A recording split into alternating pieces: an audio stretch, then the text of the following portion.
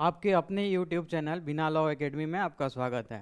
तो हम लोगों ने भारतीय न्याय संहिता के MCQ सीरीज स्टार्ट किए थे, जो कि हम लोग जनरल एक्सेप्शन पढ़ रहे हैं। अभी जनरल एक्सेप्शन का लास्ट जो प्राइवेट डिफेंस, जो सेक्शन 34 से लेकर 44 तक भारतीय न्याय संहिता में दिया गया है, आज हम लोग वो करेंगे। चलिए स्टार्ट करते हैं। तो क्वेश्चन नंबर 1 है कि section 34 BNH provides protection when.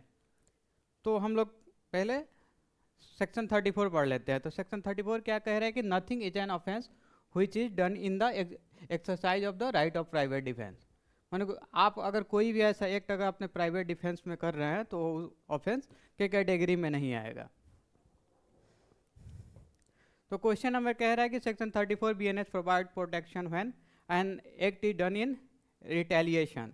Option गलत होगा। फिर बी है कि an act is done in revenge, A भी ऑप्शन रॉन्ग होगा। सी है कि an act is done in exercise of right of private defence, तो ऑप्शन सी करेक्ट आंसर होगा।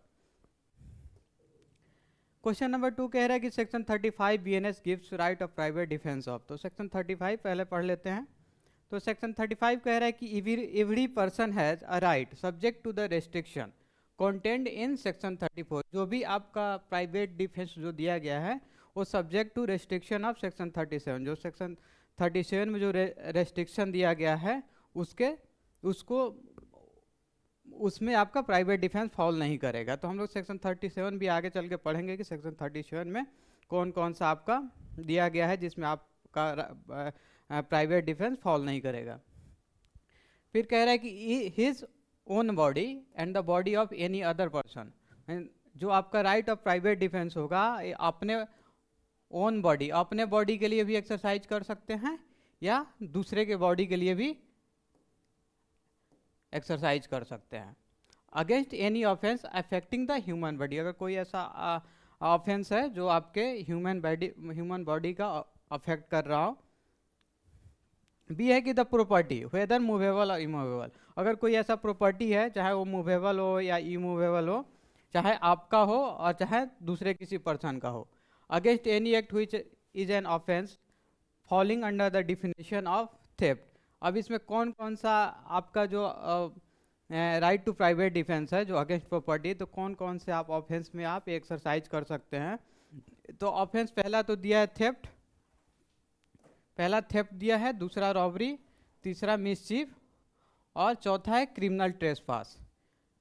जैसे और ये थेफ्ट, रॉबरी, मिसचीफ और क्रिमिनल और इसके अटेम्प्ट से रिलेटेड जो भी आप कोई भी ऑफेंस होगा उसके अगेंस्ट में आप प्राइवेट डिफेंस एक्सरसाइज कर सकते हैं। तो क्वेश्चन पे आते हैं। तो क्वेश्चन कह रहा है कि section 35 BNH gives right of private defence of.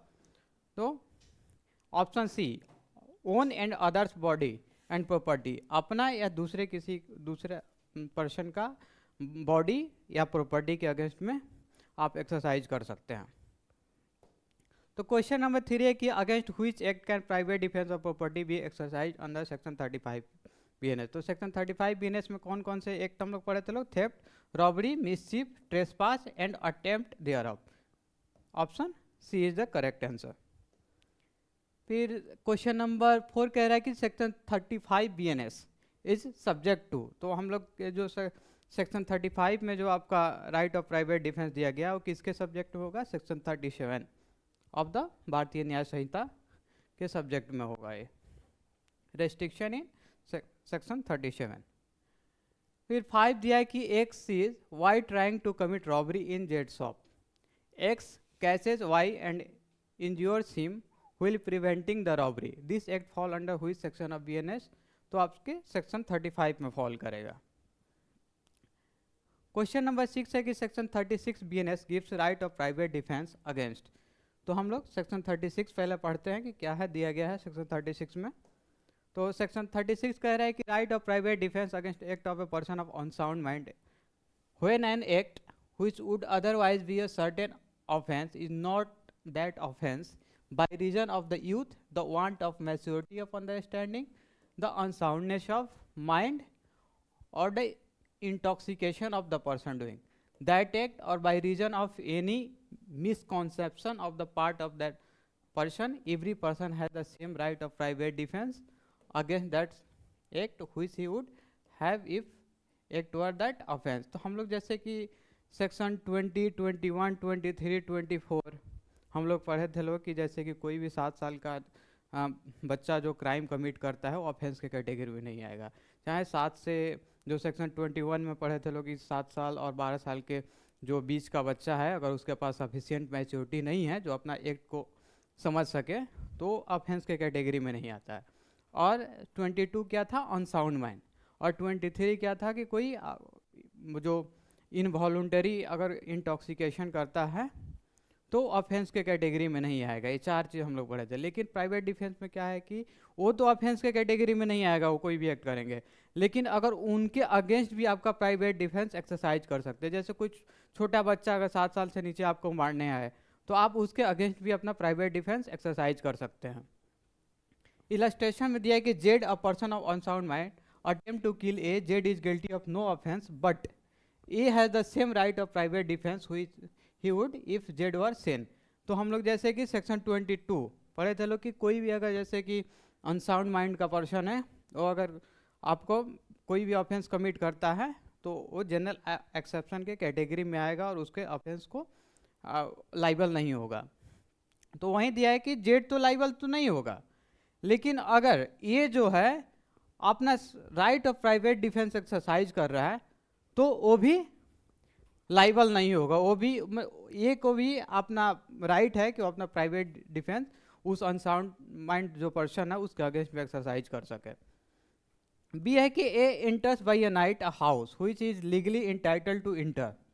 जो ए है नाइट में रात के समय अगर किसी हाउस में अगर प्रवेश करता है, लेकिन वो लीगली इंटाइटल है उस हाउस में एंटर करने के लिए, तो Z in good faith taking A for a house breaker attacks A.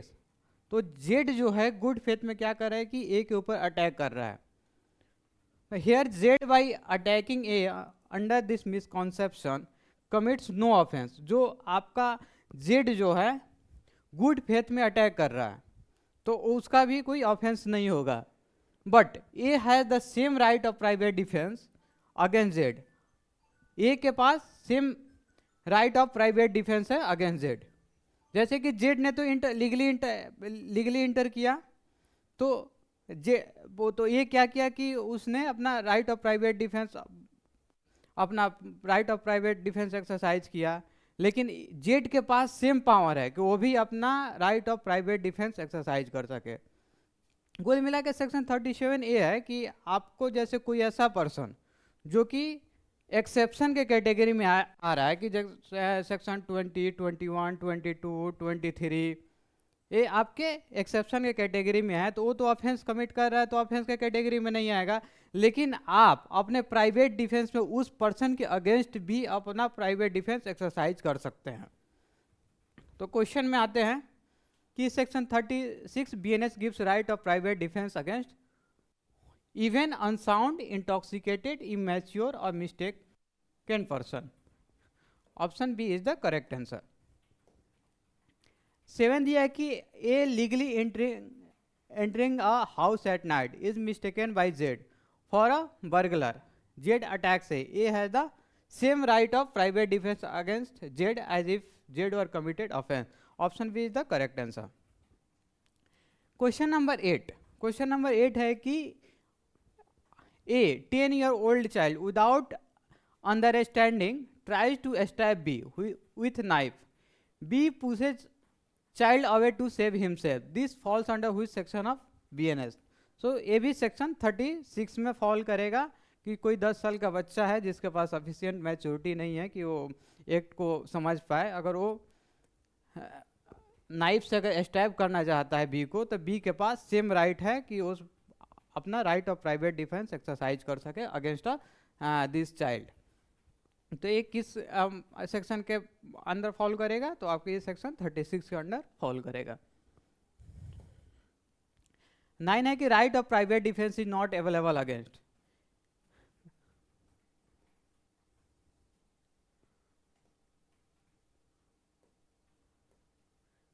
Right of private defence is not available against. तो ऑप्शन ए देखिए, act of thief committing robbery, तो इसमें तो आप right of private defence exercise कर ही सकते हैं। बी है कि act of public servant in good faith under colour of office without apprehension of death or grievous hurt. B correct answer हो जाएगा। सेक्शन 37 में दिया गया है कि अगर जैसे कोई पब्लिक ऑफिसर है कोई अपना, अगर अपने पब्लिक ऑफिस के चलते अगर कोई आपको अरेस्ट कर रहा है तो आप उसके अगेंस्ट अपना प्राइवेट डिफेंस एक्सरसाइज नहीं कर सकते। लेकिन उसमें भी दिया है कि अगर आपको लगता है कि वो जैसे को पब्लिक ऑफिसर आपको मार सकता है या ग्रेवियस हर्ट पहुंचा सकता है तो आप अपना प्राइवेट डिफेंस एक्सरसाइज कर सकते हैं। 10 दिया कि private defence is lost if excessive harm is inflicted, it is use to save life, it is use against dacoit, it is use to protect property. तो करेक्ट ऑप्शन ए हो जाएगा, private defence is lost if excessive harm is inflicted. Private defence देता है कि आप उतना ही harm पहुंचा सकते हैं जितना आपको हार्म पहुंचाया जा सके। ये नहीं कि आपको जैसे चोरी करने के लिए आप उसका मर्डर कर दिए, तो वहाँ पे आपका right of private defence exercise नहीं कर सकते हैं उतना। Question number 11, which condition must be present for bar against private defence against public servant. तो इसमें देखते हैं कि ये है कि public servant acting in bad faith, तो ये इनकरेक्ट ऑप्शन होगा। बी है कि public servant acting in good faith under colour of office, तो बी करेक्ट आंसर होगा इसका। क्वेश्चन नंबर 12 पे आते हैं कि principle of section 37 BNS ensures. A दिया है कि unlimited right of private defence, नहीं, इनकरेक्ट। बी है कि no right against lawful authority in good faith, तो करेक्ट ऑप्शन आपका बी हो जाएगा कि आपके जो भी लॉफुल अथॉरिटी जो गुड फेथ में काम कर रहा है उसके अगेंस्ट में आपका कोई प्राइवेट डिफेंस नहीं होगा। सेक्शन 37 पढ़ते हैं कि there is no right of private defence, आपका कोई private right of private defence नहीं होगा। किस केस में? Against an act which does not reasonably cause the apprehension of death or of grievous hurt if done or attempted to be done by a public servant acting in good faith under colour of his office, though that act may not be strictly justifiable by law. इसमें आपको दिया है कि कोई भी जैसे public servant है, public servant जो गुड फेथ में काम कर रहा है और अपने under colour of his office, अगर कलर ऑफ ऑफिस के अंडर में अपना काम कर रहा है तो आप उसके अगेंस्ट प्राइवेट डिफेंस एक्सरसाइज नहीं कर सकते। लेकिन इसमें भी दिया गया है कि accept death or grievous hurt, अगर आपको लगता है कि apprehension of death or grievous hurt है तो आप उस पब्लिक सर्वेंट के अगेंस्ट भी अपना प्राइवेट डिफेंस एक्सरसाइज कर सकते हैं। बी दिया है कि against an act which does not reasonably cause the apprehension of death or of grievous hurt if done or attempted to be done by the direction of a public servant acting in good faith under color of his office, though act direction may not be strictly justifiable by law। तो इसमें भी दिया गया है कि कोई जैसे कि पब्लिक सर्वेंट के डायरेक्शन पे कोई काम कर रहा है और गुड फेथ में काम कर रहा है और under colour of his office काम कर रहा है, तो उसके अगेंस्ट भी अपना प्राइवेट डिफेंस एक्सरसाइज नहीं कर सकते हैं आप। लेकिन इसमें भी वही सेम चीज़ है कि आपको जो apprehension of death or grievous hurt का अगर आपको है ऐसा, अगर डेथ और ग्रेवियस हर्ट का आपको डर है कि वो सामने वाला कमिट कर सकता है तो आप अपना प्राइवेट डिफेंस एक्सरसाइज कर सकते हैं। सी दिया है कि in cases in which there is time to have recourse to the protection of the public authority, अगर आपके पास टाइम है कि आप पब्लिक अथॉरिटीज़ का हेल्प ले सकते हैं, पब्लिक अथॉरिटीज़ का रिकोर्स ले सकते हैं, तो वहाँ पे भी अपना प्राइवेट डिफेंस एक्सरसाइज नहीं कर सकते हैं। ठीक है, तो और टू दिया है कि the right of private defence in no case extend to the inflicting of more harm than it is necessary to inflict for the purpose of defence. कह रहा है कि आपका जो राइट ऑफ प्राइवेट डिफेंस है उतना ही होना चाहिए जितना आप अपने आप को बचा सके। ये नहीं कि ज़्यादा आप उसको, जितना आपका एप्रीहेंशन है उतने ही प्रोपोर्शन में आप उसको उतना ही प्राइवेट डिफेंस एक्सरसाइज कर सकते हैं, ज़्यादा नहीं कर सकते हैं। एक्सप्लेनेशन दिया है कि a person is not deprived of the right of private defence against an act done or attempted to be done by a public servant as such unless he knows or has reason to believe that the person doing the act is such public servant. Explanation में वही दिया गया है कि जो आपके किसी person को उसका right of private defence deprive नहीं किया जा सकता है कि जब तक ले वो ना जानता हो कि ये पर्सन पब्लिक सर्वेंट है और अपने पब्लिक ऑफिस के अंडर में या ये अपना ड्यूटी कर रहा है। तो इसी के लिए अगर जैसे कि कोई पुलिस वाला आया, वो अपना ड्रेस ही नहीं पहना हो, चाहे अपना आईडी ही ना शो कर रहा हो, तो फिर उसके अगेंस्ट भी आप प्राइवेट डिफेंस एक्सरसाइज कर सकते हैं। एक्सप्लेनेशन 2 दिया कि a person is not deprived of the right of private defence against an act done or attempted to be done by the direction of a public servant unless he knows or has reason to believe that the person doing the act is acting by such direction or unless such person states the authority under which he acts or if he has authority in writing unless he produces such authority if demanded। मैंने कह रहा है कि किसी भी person को उसका right of private defence deprive नहीं किया जा सकता, उसको मना नहीं किया जा सकता कि अगर कोई भी जैसे आप एक्ट कर रहे हैं, चाहे एक्ट को अटेम्प्ट कर रहे हैं और ये आपके डायरेक्शन ऑफ पब्लिक सर्वेंट के द्वारा हो रहा है और वो अपने जो आपका पब्लिक ऑफिस है उसके अंडर में काम कर रहा है, ठीक है। तो लेकिन जो पर्सन प्राइवेट डिफेंस एक्सरसाइज कर रहा है उसको ये लगना चाहिए कि वो पर्सन जो आपके जो पर्सन जो है वो पब्लिक सर्वेंट के डायरेक्शन पे काम कर रहा है। अगर वो ऐसा कोई भी चीज़ अगर डिमांड कर रहा है कि उसको लगे कि सामने वाला पर्सन पब्लिक सर्वेंट है तो आप उसको देना पड़ेगा। जैसे वो कोई पर्सन है बोल दे कि आप अपना आईडी दिखाइए, तो आपको आईडी दिखाना पड़ेगा, नहीं तो फिर अपना प्राइवेट डिफेंस वो एक्सरसाइज कर सकता है। क्वेश्चन नंबर 13 कि which of the following is not included under section 38 BNS, assault causing apprehension of death. ये तो आपके डेथ के केस में तो आप right of private defence exercise कर सकते हैं, क्यों ना कि सामने वाला पब्लिक सर्वेंट ही हो और पब्लिक सर्वेंट के डायरेक्शन पे काम करता हो, उसके अगेंस्ट भी आप प्राइवेट डिफेंस एक्सरसाइज कर सकते हैं अपना। बी दिया है कि assault with intention of unnatural lust, इसमें भी एक्सरसाइज कर सकते हैं आप। सी दिया है कि assault with intention of kidnapping, इसमें भी आप एक्सरसाइज कर सकते हैं। डी है कि assault with intention to commit theft, ये आपका इसमें आप नहीं कर सकते, सेक्शन 38 में आपका थेफ्ट के लिए नहीं दिया गया है। सेक्शन 38 पहले पढ़ लेते हैं, लेकिन करेक्ट आंसर इसका कमिट थेफ्ट ही होगा। When right of private defence of body extend to causing death, आप कौन कौन सा राइट ऑफ प्राइवेट डिफेंस आपके डेथ तक भी एक्सटेंड कर सकता है कि उसके सामने वाला जो अगर ऐसा कोई ऑफेंस कमिट करता है तो आप उसके मैंने जान भी ले सकते हैं, उसके डेथ तक भी आप कर सकते हैं। तो the right of private defence of the body extend under the restriction specified in section 37। जो सेक्शन 37 में जो रेस्ट्रिक्शन दिया गया है कि कोई पब्लिक सर्वेंट काम कर रहा है अपने पब्लिक ऑफिस के डायरेक्शन पे या पब्लिक ऑफिस के अंडर, या कोई पब्लिक ऑफिस के डायरेक्शन पे काम कर रहा है, तो उसके अगेंस्ट में आप प्राइवेट डिफेंस एक्सरसाइज नहीं कर सकते हैं। लेकिन उसमें भी सेक्शन 37 हम लोग पहले पढ़ चुके हैं लोग। To the voluntary causing of death or of any other harm to the assailant, कोई भी जैसे कि इस सेक्शन में जो भी एक्ट दिया गया है उसके अगेंस्ट में आप उसका डेथ भी कमिट कर सकते हैं या कोई अदर हार्म भी कमिट कर सकते हैं।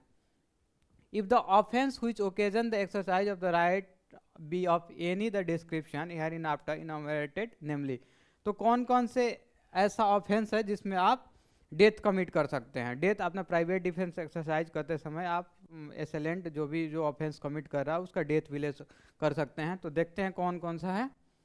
Such an assault as may be reasonably caused the apprehension of that death will otherwise be the consequence of such assault। माने कोई ऐसा जो ऑफेंडर है, कोई ऐसा एक्ट कर रहा है, कोई ऐसा असॉल्ट कर रहा है कि आपको लग रहा है कि आपकी जान चली जाएगी, एप्रीहेंशन ऑफ डेथ, माने आपको लग रहा है कि डेथ आपकी हो जाएगी।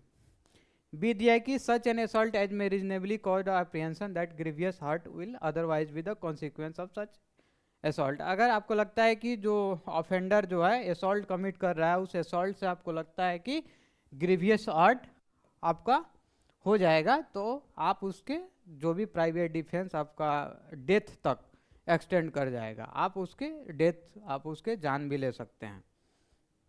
सी दिया है कि an assault with the intention of committing rape, अगर सामने वाला आपको लग रहा है कि सामने वाला का इंटेंशन है रेप कमिट करने का, वहाँ भी आप सेक्शन 38 में फॉल करेगा। डी दिया है कि intention of gratifying unnatural lust. E है an assault with the intention of kidnapping or abduction. F दिया है कि an assault with the intention of wrongfully confining a person under circumstances which may reasonably cause him to apprehend that he will be unable to have recourse to the public authorities for his release। अगर कोई wrongfully confine कर रहा है, ठीक है, तो उस case में भी आप अपना राइट ऑफ प्राइवेट डिफेंस जो आपके डेथ तक एक्सटेंड करता है वो आप एक्सरसाइज कर सकते हैं।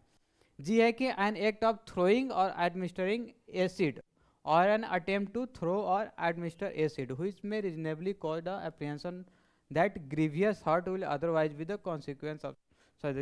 जैसे कि आपको लग रहा है कि सामने वाला पर्सन आप पे एसिड फेंक रहा है और आपको लगता है कि उस एसिड फेंकने से आपको ग्रीवियस हर्ट हो सकता है, तो वहाँ पे भी आप अपना राइट ऑफ प्राइवेट डिफेंस जो आपके डेथ तक एक्सटेंड करता है एक्सरसाइज कर सकते हैं। तो कौन कौन सा ऑफेंस में है?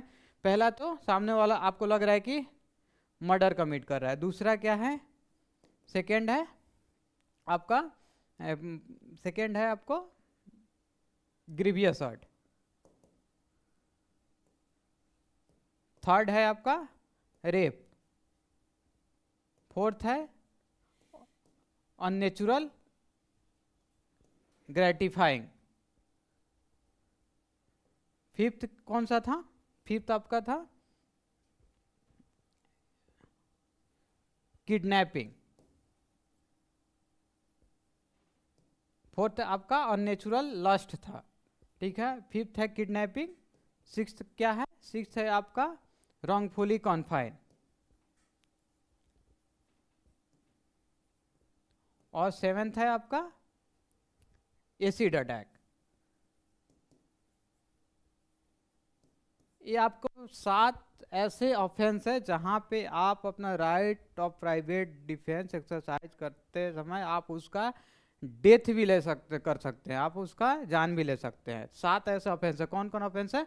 Murder, grievous hurt, rape, unnatural lust, kidnapping, wrongfully confine और एसिड अटैक। ये 7 ऐसा ऑफेंस है। 14 है कि right of private defence of body extend to causing death in case of assault with intention to commit theft, ये नहीं होगा। B है कि assault with intention to wrongfully confine so victim can not seek help, B correct answer होगा। 15 है कि Z tries to throw acid on A to defend himself. To defend himself A strikes Z with an iron rod killing him, the fall under which section of BNS? Section 38 में fall करेगा। 16 है कि A lightly pushes B in a quarrel, B shoots A dead claiming private defence, this is not justified. झगड़ा में सिर्फ धक्का दिया और आपने क्या किया कि उसका जान ले लिया, तो ये जस्टिसिएबल नहीं है।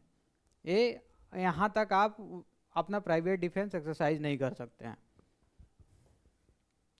17 है कि which of the following is correct under section 39 BNS. 39 BNS पढ़ लेते हैं एक बार। 39 बीएनएस कह रहा है कि if the offence be not of any of the description specified in section 38, the right of private defence of the body does not extend to the voluntary causing of death to the assailant but does extend under the restriction specified in section 37 to the voluntary causing to the assailant of any harm other than that। अगर जो आपके 7 ऐसा offence 7 ऐसा offence जो section 38 में दिया गया है उसको छोड़ के अगर कोई ऐसा ऑफेंस आपके कोई कमिट कर रहा है आपके अगेंस्ट में, तो आप कोई ऐसा प्राइवेट डिफेंस करने वक्त कोई ऐसा हार्म पहुंचा सकते हैं अदर देन डेथ, डेथ को छोड़ के बाकी आप हार्म पहुंचा सकते हैं उसको। लेकिन ये भी याद रखिएगा कि under the restriction specified in section 37, section 37 में जो आपका रेस्ट्रिक्शन दिया गया है उसको ध्यान में रखते हुए। 17 कह रहा है कि which of the following is correct under section 39 BNS, harm other than death can be caused if offence is not in section 38 list. Correct option A हो जाएगा। 18 है कि A tries to slap B during an argument, B twist A's arm causing a fracture but not killing him. This act fall under which section of VNS?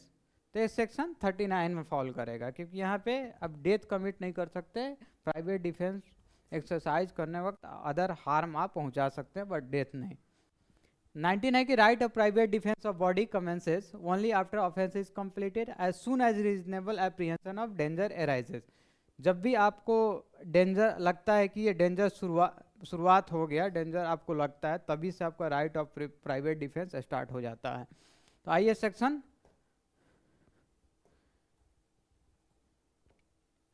20 दिया कि right of private defence continues.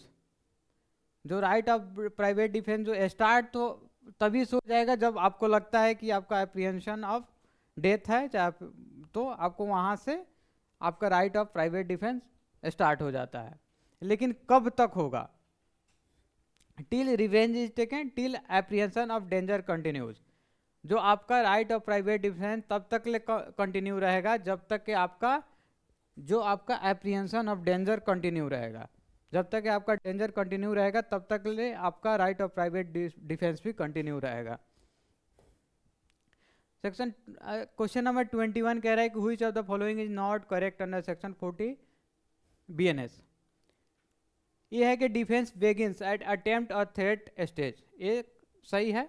B है कि defence ends when danger सीजेज। हाँ, जब आपका danger seize हो जाएगा, खत्म हो जाएगा, तो आपका प्राइवेट डिफेंस भी खत्म हो जाएगा। सी है कि defence continues even after danger सीजेज। ये आपका गलत होगा, क्योंकि आपका जब भी डेंजर सीज हो जाता है तो आपका right of private defence continue नहीं करेगा, वहीं पे स्टॉप हो जाएगा। तो इसमें दिया है कि नॉट करेक्ट आंसर, तो ऑप्शन सी करेक्ट हो जाएगा। सेक्शन 40 पढ़ते हैं कि the right of private defence of the body commences as soon as a reasonable apprehension of danger to the body arises from an attempt or threat to commit the offence, though the offense may not have been committed and it continues as long as such apprehension of danger to the body continues। तो कह रहा है कि जो आपका right of private defence होगा of the body, ये जो कब से शुरुआत होगा? जब भी आपको लगता है कि reasonable apprehension of danger to the body, माने रीजनेबल, ये रीजनेबल वर्ड जो है ना, ये क्या करते हैं, बहुत ही ब्रॉड मीनिंग हो जाता है इसका रीजनेबल। तो जब भी आपको लगता है रीजनेबल एप्रीहेंशन आपको होता है कि आप थ्रेट आपको मन लगता है कि मेरे आप पे थ्रेट है, तो आपका वहाँ से right of private defence start हो जाता है। और कब तक स्टार्ट रहेगा? जब तक कि आपका जो थ्रेट है सीज नहीं हो जाता है, ख़त्म नहीं हो जाता है, तब तक लो right of private defence start ही रहेगा। कह रहा है कि as long as such apprehension of danger to the body continue, जब तक ले आपका एप्रीहेंशन एक कंटिन्यू रहेगा तब तक आपका राइट ऑफ प्राइवेट डिफेंस भी कंटिन्यू रहेगा। तो क्वेश्चन नंबर 22 कह रहा है कि house breaking at which time justifies causing death in defence. तो जो after sunset and before sunrise से पहले अगर आपका हाउस ब्रेकिंग होता है आफ्टर सनसेट बिफोर सनराइज, तो आप वहाँ पे डेथ भी कमिट कर सकते हैं, जो आपके सेक्शन 41 का पार्ट दिया है। तो सेक्शन 41 आगे बढ़ते हैं। 23 दिया है कि mischief by fire justifies causing death when committed on. ये दिया कि एनी मूवेबल प्रॉपर्टी, नहीं। बी है कि a building tent vessel used as human dwelling or custody of property. तो बी करेक्ट आंसर हो जाएगा। कोई भी आपका बिल्डिंग है, टेंट या वेसल है जो आपके रहने के पर्पस यूज कर रहा है और वहाँ पे अगर मिसचीफ होता है तो आपका जो राइट ऑफ प्राइवेट डिफेंस है वो डेथ तक एक्सटेंड कर जाएगा। 24 कह रहा है कि theft can justify killing only when theft of minor item occurs, नहीं, इनकरेक्ट ऑप्शन हो जाएगा। बी दिया कि theft is accompanied by reasonable apprehension of death और ग्रीवियस हर्ट। अगर जो आपका थेफ्ट है ना, ऐसा लगता है कि आपका रीजनेबल एप्रीहेंशन है, जैसे कि आपका डेथ कमिट हो जाए, ग्रीवियस हर्ट कमिट हो जाए, तो आपका जो right of private defence against property है ये कहाँ तक एक्सटेंड हो जाएगा? डेथ तक एक्सटेंड हो जाएगा। आप उस सामने वाला का डेथ भी कमिट कर सकते हैं। क्वेश्चन नंबर 25 है which of the following is not covered by section 41 BNS। Section 41 पढ़ते हैं पहले एक बार। सेक्शन 41 कह रहे हैं कि the right of private defence of property extend under the restriction specified in section 37। जो सेक्शन 37 वही है, बात करता है जो पब्लिक सर्वेंट को लेकर बात करता है। कोई भी public servant under public office में अपने पब्लिक ऑफिस के द्वारा अगर कोई भी अगर काम करता है तो उसके अगेंस्ट में आप प्राइवेट डिफेंस एक्सरसाइज नहीं कर सकते हैं एक्सेप्ट अप्रिहेंशन ऑफ डेथ और grievous hurt to the voluntary causing of death or of any other harm to the wrongdoer if the offense the committing of which or the attempting to commit which occasion the exercise of the right be an offense of any of the description hereinafter enumerated namely माने जो भी आपका जो section 41 में जो भी आपका offence दिया गया है, इस अगर ऑफेंस अगर आप कोई कमिट कर रहा है तो आपका right of private defence death तक एक्सटेंड हो जाएगी। ठीक है, जो आपका सेक्शन 38 में भी दिया था कि 7 ऐसा ऑफेंस दिया था जिसके अगेंस्ट में आप डेथ कमिट कर सकते हैं, और सेक्शन 41 में दिया। तो सेक्शन 38 में आपके right of private defence against body था, इसमें 41 में दिया है कि right of private defence against property. तो इसमें जो भी दिया गया है ऑफेंस उसके अगेंस्ट में आप डेथ तक भी अपना right of private defence extend कर सकते हैं या कोई अदर हार्म। तो देखते हैं कौन कौन सा है। ये है रॉबरी, बी है house breaking after sunset and before sunrise. लेकिन यहाँ पे है कि सभी हाउस ब्रेकिंग का ऑफेंस एक कैटेगरी में नहीं आएगा, वहीं हाउस ब्रेकिंग इसके कैटेगरी में आएगा जो सनसेट के बाद हो और सनराइज से पहले हो। सी दिया है कि मिसचीफ बाय फायर और any explosive substance committed on any building tent और वेसल व्हिच बिल्डिंग टेंट और vessel is used as a human dwelling और as a place for the custody of property. जो भी आपका मिसचीफ बाय फायर ऑफेंस होता है, अगर कोई ऐसे वेसल या बिल्डिंग या टेंट और वेसल्स में यूज कर रहे हैं, आप मिसचीफ बाय फायर कमिट कर रहे हैं, जो ह्यूमन क्या कर रहा है कि रहने के पर्पज से यूज कर रहा है, या कोई ऐसा प्लेस जो कस्टडी ऑफ प्रॉपर्टी है, इसमें भी अगर मिसचीफ बाय फायर हो रहा है तो आप क्या कर सकते हैं, जो आपका right of private defence against property वो आपका डेथ तक एक्सटेंड हो सकता है। डी आ रहा है कि थेफ्ट, मिसचीफ और house trespass under such circumstances में reasonably caused apprehension that death or grievous hurt will be the consequence if such right of private defense is not exercised। अगर कोई ऐसा थेफ्ट है, मिसचीफ और हाउस ट्रेसपास है जो कि आपको लगता है कि अगर आपने प्राइवेट डिफेंस अगर अपना एक्सरसाइज नहीं किया तो ये आपको डेथ तक कमिट हो सकता है। मतलब कि जैसे कि अगर आपने private right of private defence exercise नहीं किया तो सामने वाला पर्सन आपको मार भी सकता है। आपको लगता है ऐसा है कि सामने वाला पर्सन जो है या डेथ कमिट कर देगा या कोई आपको ग्रीवियस हर्ट पहुंचा सकता है, तो आप वहाँ पे भी आपका right of private defence against property जो है डेथ तक एक्सटेंड हो जाएगा। तो क्वेश्चन नंबर 25 कह रहा है कि which of the following not covered by section 41 BNS. Robbery तो फॉल करेगा ही, बी है कि mischief by fire on dwelling house, A भी फॉल करेगा, सी है कि house breaking after sunset, A भी फॉल करेगा, डी फॉर्जरी, फॉर्जरी आपके सेक्शन 41 में फॉल नहीं करता है।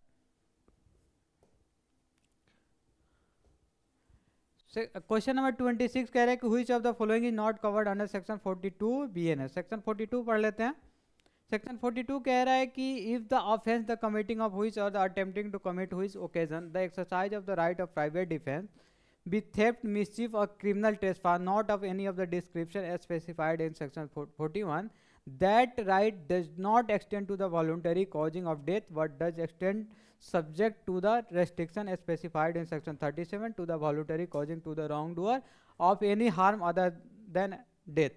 माने कोई भी ऐसा जो आपके अगेंस्ट में क्या क्या थेफ्ट, मिसचीफ, क्रिमिनल ट्रेसपास अगर कोई कमिट कर रहा है, और ये जो थेफ्ट, मिसचीफ और क्रिमिनल ट्रेसपास सेक्शन 41 के किसी भी डिस्क्रिप्शन में फॉल नहीं होता है, तो आप क्या कर सकते हैं कि आप अपने right of private defence exercise करते समय कोई भी ऐसा हार्म पहुंचा सकते हैं सामने वालों को, बस अदर देन डेथ आप डेथ कमिट नहीं कर सकते हैं। इसमें भी दिया है कि subject to restriction specified in section 37, वही सेक्शन 37 जो आपके पब्लिक सर्वेंट और डायरेक्शन ऑफ पब्लिक सर्वेंट की बात करता है।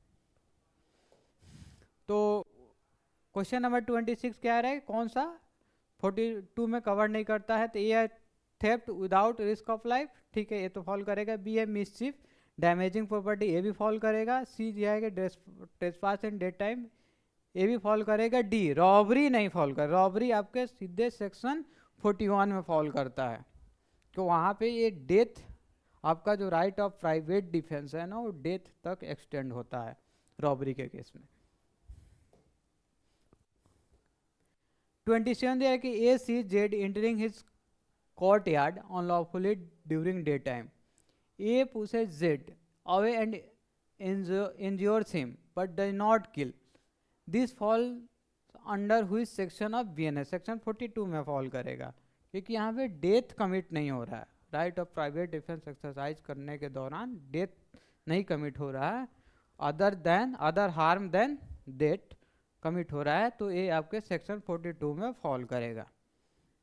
28 दे रहा है कि against theft right of private defence continues till offender has retreated with property, नहीं ये भी इनकरेक्ट हो जाएगा। बी है कि assistance of public authority is obtained, property is recovered, all of the above. D option correct हो जाएगा।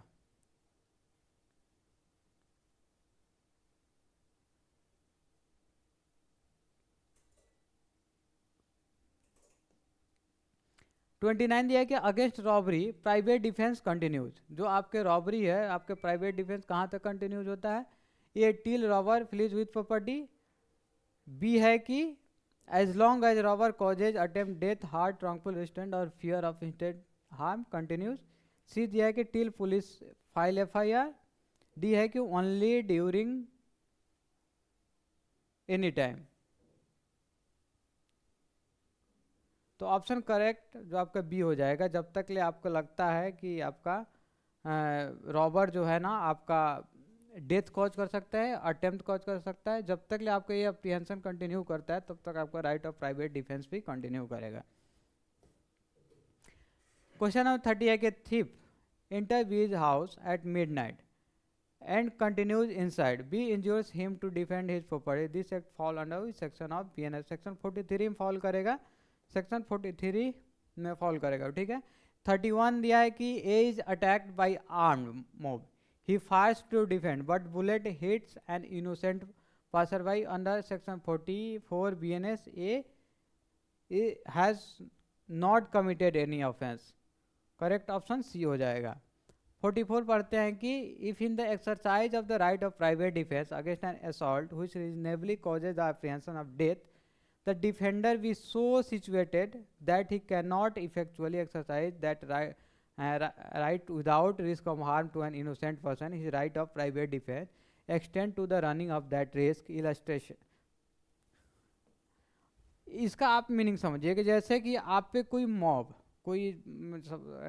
कोई 20 या 30 पर्सन आप पे कोई हमला कर रहा है, ठीक है, और हमला करने के बाद कोई क्या कर रहा है कि एक बीच में एक छोटा बच्चा आ रहा है जो कि इनोसेंट है, उसका कोई गलती नहीं है, ठीक है ना, अगर और आपको लगता है कि बिना ये जो 7 साल का बच्चा जो है को हार्म पहुंचाए आप बच नहीं सकते हैं, ठीक है, तो आप उस आप right of private defence exercise करते समय आप उस बच्चा को भी मार सकते हैं।